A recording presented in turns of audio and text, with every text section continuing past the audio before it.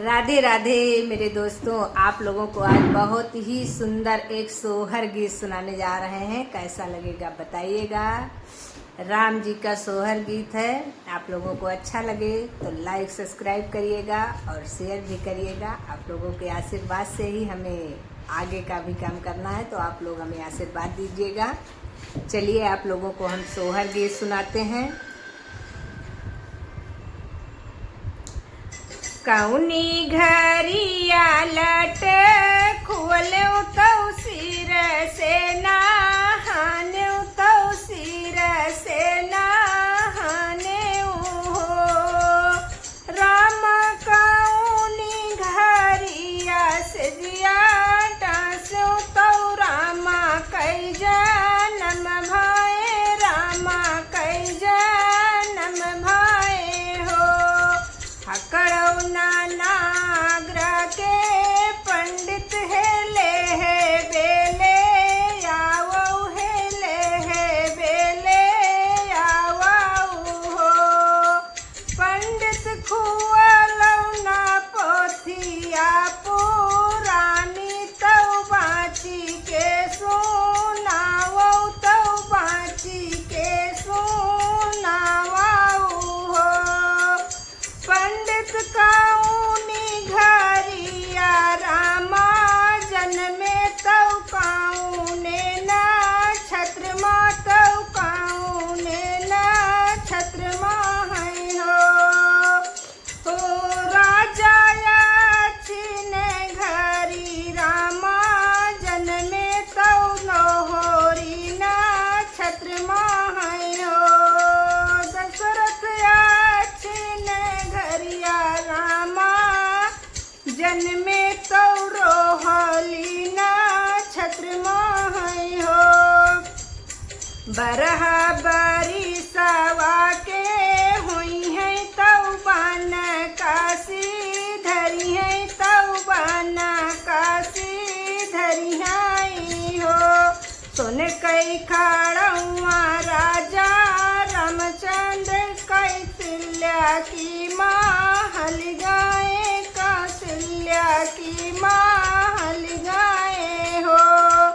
मैया दिया तू भर मुखया शीस मैं बन काशी धाराऊं, मैं बन काशी धाराऊं हो।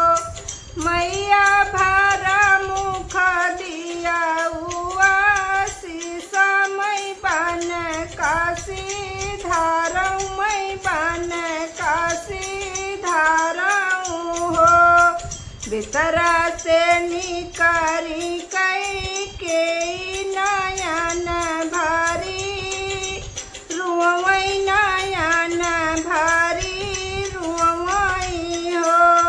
राम भीतरा से निकरी कौशल्या नयन भारी रुआई नयन भारी रुआई हो। बेटा जी भी आधरऊँ अंगार बचन कैसे भाखऊँ, बचन कैसे भाखऊँ हो। बेटा कैसे कदिया आशीष बना तू है भेजऊ, बना तू है भेजऊ हो। अपनी महलिया के मनाई माने हंसाई मनाई माने हंसाई हो। रामा जी कर बेटा बना जई है नींद कैसे आई है नींद कैसे आई है हो। रामा जी कर बेटा बना जई है नींद कैसे आई है हो। ओ कैके हमारा बेटा बना जई है नींद हमरे आई है नींद हमरे आई है हो। रानी ऊंचा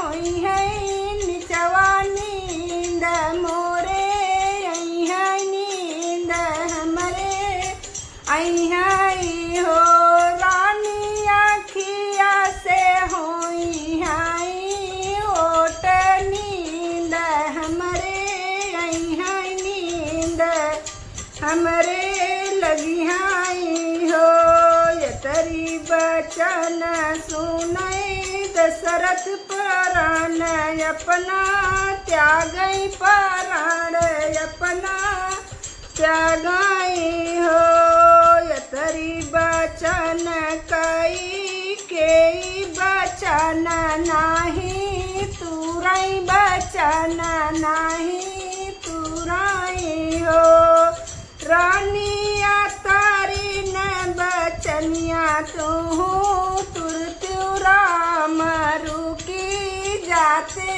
राम रुकी जाते हो राम जे जई है राजा बन का भरत राजा बनी है भरत राजा बनी है हो राजा जी